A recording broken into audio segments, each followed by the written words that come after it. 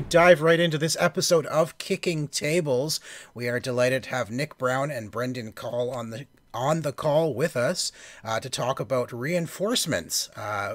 Fantastic card game coming to Kickstarter on October 19th. Gentlemen, welcome to the show. Thanks for joining us. No problem. Excited to be here. Thank you. Thank you for having us. Really appreciate it. So who wants to jump in and tell us what is Reinforcements? For those who don't know the game, of course, those you want to get people excited for it. What is Reinforcements? Want to take it away, Brennan?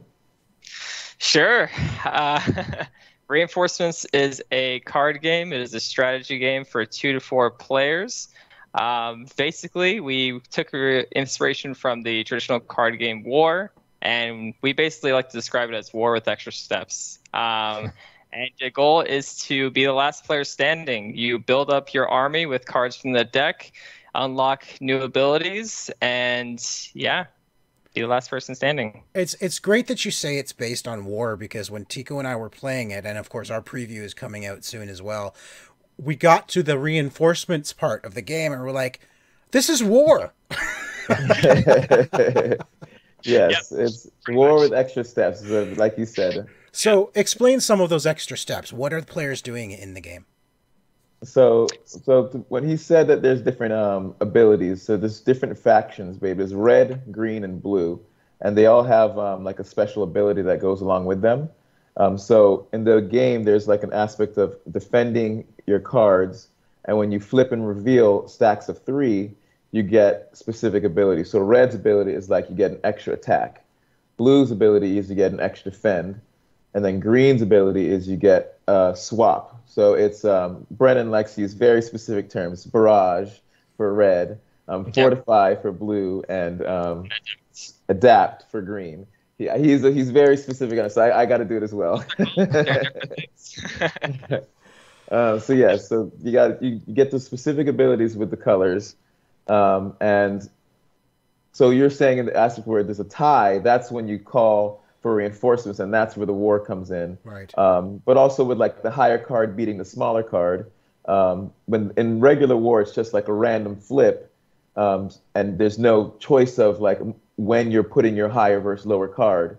So that's the randomness of war, why it's like anyone can just play war and like you pick up a card, you just flip it. It's a very simple game. Zero strategy. Yeah, no strategy to it, where we add the strategy.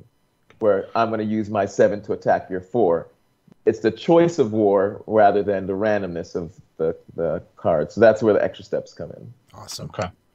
So one of the first things that really caught my attention was the artwork that you guys have chosen for your game. It's absolutely fantastic. When did the art come into play? Did the concept for the game sort of, come first, and then you're sort of like, okay, we need some great art? Where did the art come from? Yeah, so brief background. I'm a game design major from UCF, and I basically had an assignment for a class to come up with a card game from a standard deck of cards. And so that's where the first version came to be. Fast forward years later, me and Nick, after bugging me for years, decided very worth it. Yes, he bugged me for a long time. And we decided, let's make it a real thing. And so me and Nick kind of fleshed out the rules. We made our own deck with our own cards and our own values and everything. And then once we had that set up, we brought in our third member, who's Jack. And Jack is a professional graphic designer who works in the film industry, and so we knew he would knock it out of the park. And he's never done illustrations before, so this is his first time actually illustrating and doing stuff like this. And so he's kind of learning as he goes, but he's doing a great job, and the cards look fantastic. I do want to throw in the fact that he wasn't a third person that we just brought on. The 3 of us made this game 5 years ago. Okay. The 3 of us made it. And then when he said fast forward 4 years, because it was literally a regular 52 deck of card game that 4 years later we decided when COVID happened, like obviously it was very unfortunate, but time is what everyone got from COVID. Yep. So we were bored and we made a card game and turned it into what it is today. So Brennan and I started the ideas of bouncing off each other because he actually was in Atlanta. We are in Orlando at the time. And so we're in close proximity to be able to talk and change rules. And then once we made it what it was, we called Jack and we were like, hey, you want to do this art thing? We need some And, art. You made a good choice. He did a great job on the art. Yeah, the art is really, really fun. I wish you could have been here to talk about it, but yeah. I'd love to get your guys' strategies when you play the game, because when Tico and I played it, we found that of the actions you can do, we rarely actually used the attack action outside of like the special abilities, trying to build and get those ultimate abilities.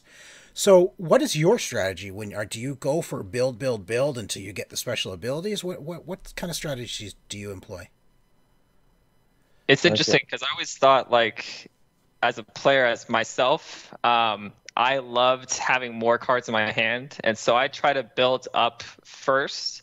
And if I can get a green stack first, that's even better because I get an extra card when I draw. And then I can go from there and kind of decide, okay, what do I want to do next? Should I have a red stack to attack more? You also have to play off the people too, because some people like to attack a lot. And if everyone's attacking, then it's just like the game's going to end in 10 minutes. Everyone's going to throw out cards and see who gets lucky. But most games I find they go a little bit longer, and you have this like kind of back and forth between who's got the most cards, and then everyone gangs up on that person. Then this person's getting up there, so we got to gang up on him. But for me personally, I always build first, at least defend, get a few stacks flipped, see what I can do from there. All right. And Nick, how about yourself? What are your personal strategies? Okay, well, I do have to say I have played this game the most of all of us. I'm like the lead play tester. I've watched many people play, and what I've always noticed is that the first game. Have you guys only ever played 2 people, or 3 people, 4? Like Just like 2. Just the two of us. Yeah. Okay, so I think this game shines at 3. That's like it's 2 to 4 players, and the game is amazing 2, 4, 3 players. I truly enjoy this game, and it's not saying that I make it. Like it's truly a fun game to play. But 3 players, I think, is like the money, because when it's an aspect of, like Brennan was saying, one person getting big, and then people attack that person, and then while that's happening, one person like builds up, and so this game, it flips very quickly. It's not a game where, once one person gets a bunch of abilities, they automatically won. Like that's what you think is going to happen. But I'm telling you, the way the dynamic of 3, 4 people, it just bounces off of everything. So that being said, my strategy, I agree with Brennan, where I like to flip maybe 1 first. Like I'll go to like defend and flip 1. And then from there, now I have 2 things I can do in my turn rather than just 1. So now I have more options.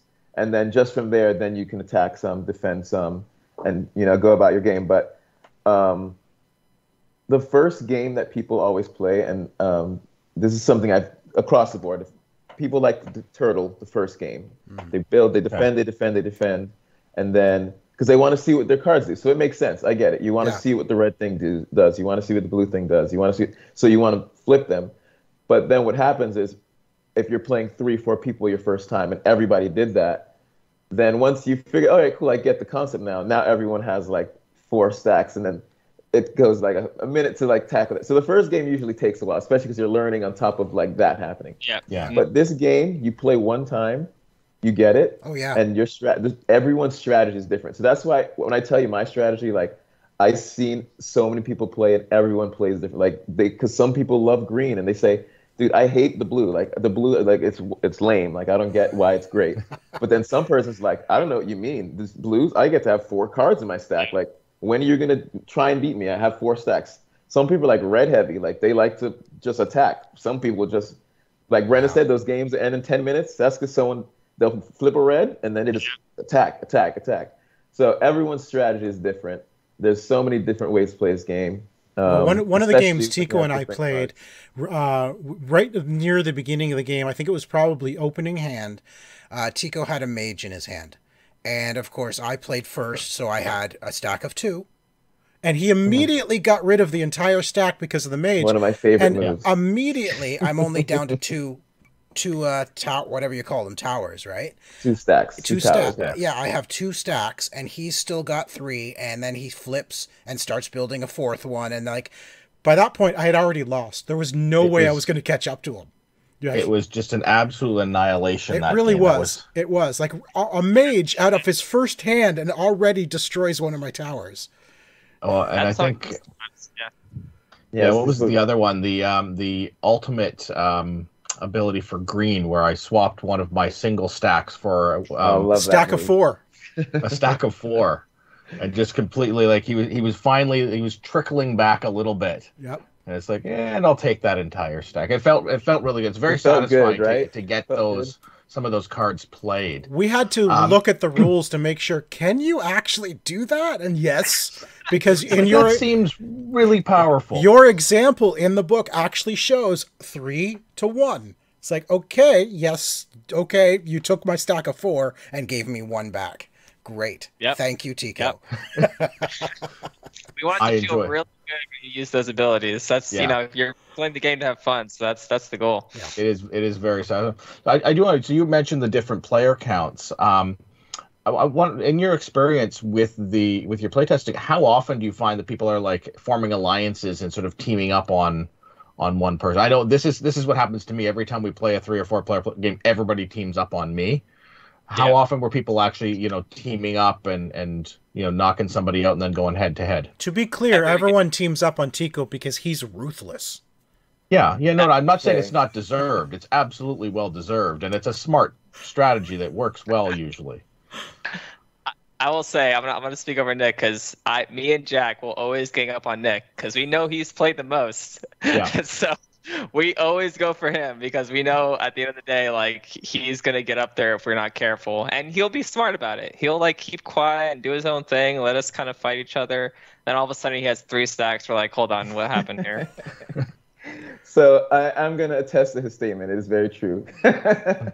But what happens to me all the time whenever I play, it's not just when I'm playing Brennan and Jack. Every time I'm playing with people, like getting people together to play, and I'm showing them, I try to not play, because when I do, they're always like, "Oh well, easily we're gonna take you out first, because that's the easy go-to move." And I get it. It's fair. I made the game. I obviously know so if it came to a one-on-one situation, I have an advantage over you. So that they always think that, and I always get taken out first.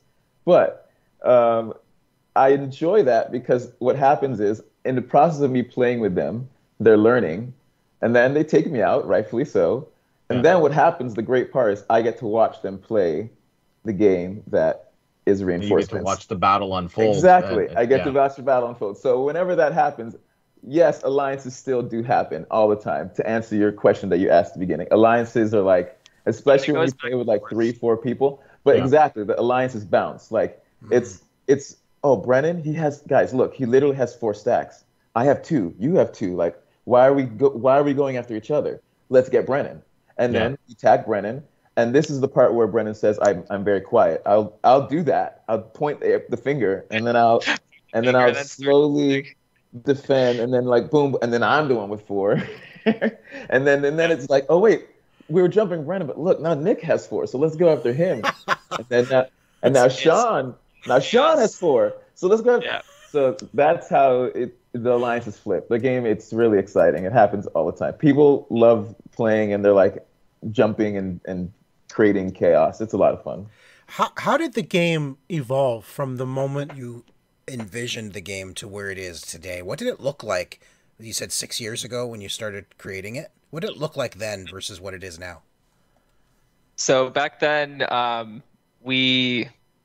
the game was originally designed, like I said, for the 2 deck of cards. You had numbers 2 all the way up to, I think, 13 with the king, technically. 14. King was 14. Wait. 13. No, King was 13. Yeah, and the ace was 14, which was the assassin. Okay.